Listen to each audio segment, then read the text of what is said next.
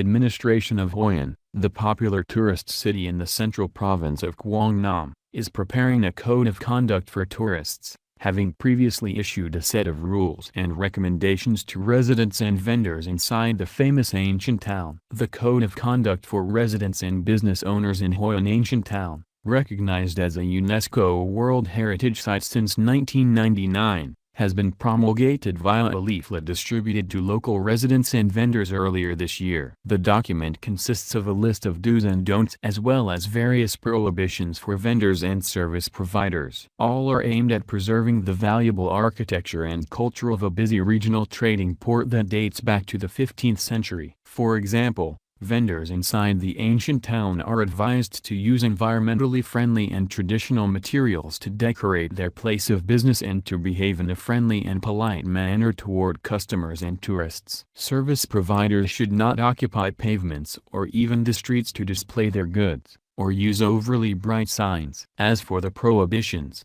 the city's administration has banned all begging and dishonest business activities inside the ancient town. Hoi An authorities are also preparing a similar code of conduct for foreigners, at a time when some international visitors have behaved inappropriately at the World Heritage Site. Many tourists wear skimpy clothes when walking around the ancient town or even while visiting temples and pagodas. Hoi An chairman Nguyen Van Dung told the local Quang Nam newspaper. Dung said such visitors will be reminded of the proper dress code at these attractions, as Hoi An has to protect its culture rather than trade it purely for economic growth.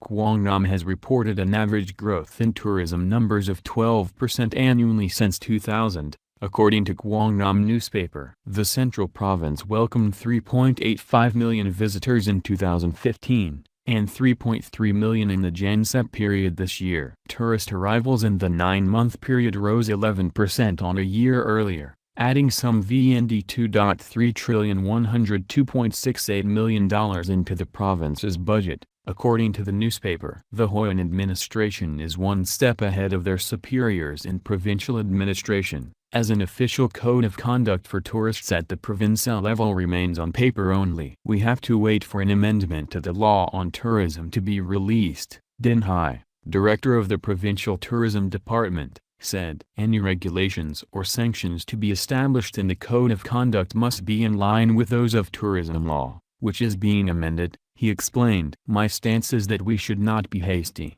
but rather wait until the National Assembly approves the amended tourism law, he said.